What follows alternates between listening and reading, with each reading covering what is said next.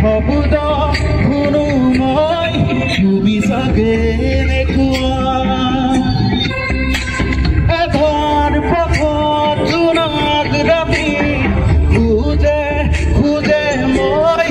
তুমি চাগে নেকুৱা নেজানো ক'ত তুমি থাকা নেজানো মই ক'ত থাকো জানো মাথোৱা থাকো সপোন ভাজ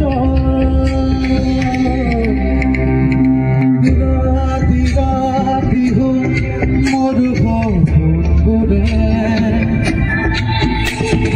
খেদি খেদি মোক আকৌ হৈ পৰে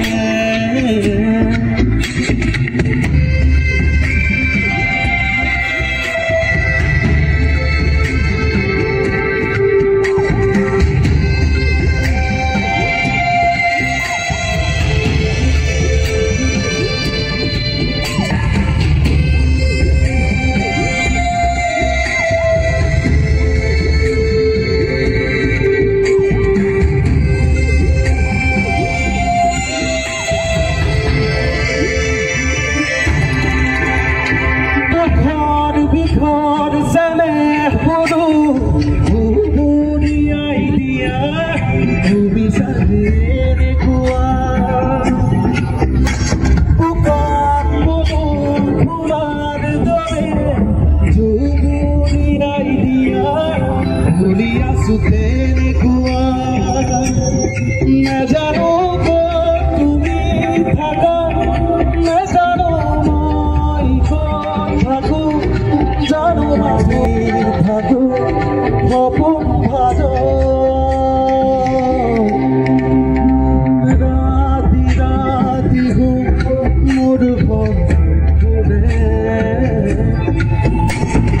খেদি খেদি মোক আকৌ পৰে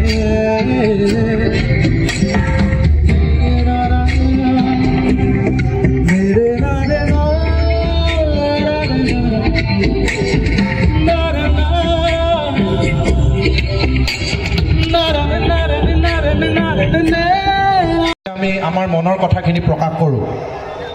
কিন্তু যোৱা 5টা দিনত যিগৰাকী ব্যক্তিয়ে অসমীয়া জাতিৰ কাৰণে জীৱন দিলে সৰ্বোচ্চ দি থৈ গ'ল সেই ব্যক্তিগৰাকীৰ মৃত্যু এটা ৰহস্যৰ মাজলৈ সোমাই গৈছে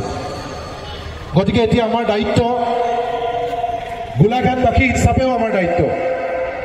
যে কাৰ ভুলৰ কাৰণে অসমীয়া জাতিৰ স্পন্দন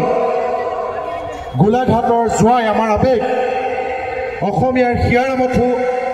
জুবিন গাৰ্গৰ এনেকৈ অস্বাভাৱিক মৃত্যু হ'ল কোনে জুবিন গাৰ্গক পোনপটীয়া বা আওপকীয়াকৈ হত্যা কৰিলে সেই বিচাৰ আমাক লাগিব 19 তাৰিখে সেই পৰিৱেশ নাছিল আজি যেনেকৈ আমি বন্তিৰে 5000 গছি বন্তিৰে তেখেতলৈ শ্ৰদ্ধাঞ্জলি জনাইছোঁ সেই একে সময়তে আমাৰ গোলাঘাটৰো দায়িত্ব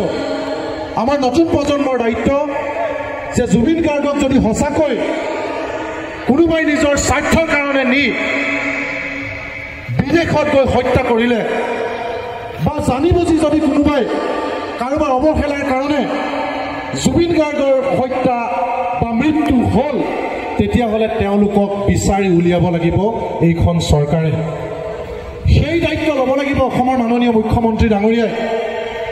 সেই দায়িত্ব ল'ব লাগিব দেশৰ প্ৰধানমন্ত্ৰী সন্মানীয় নৰেন্দ্ৰ মোদী ডাঙৰীয়াই কাৰণ আমি সকলোৱে জানো যে প্লেচ অফ অকাৰেন্স য'ত দুৰ্ঘটনা সংঘটিত হৈছে সেয়া ভাৰতবৰ্ষৰ বাহিৰত সেই এগৰাকী মুখ্যমন্ত্ৰীয়ে তাত হস্তক্ষেপ কৰাটো সম্ভৱ নহয় গতিকে দেশৰ প্ৰধানমন্ত্ৰী ডাঙৰীয়াই এ ফৰ আছাম বুলি কয় অসমক অস্ত্ৰলক্ষ্মীৰ অংশীদাৰী বুলি কয় তেখেতে সঁচাকৈ অসমৰ প্ৰতি আবেগ থকা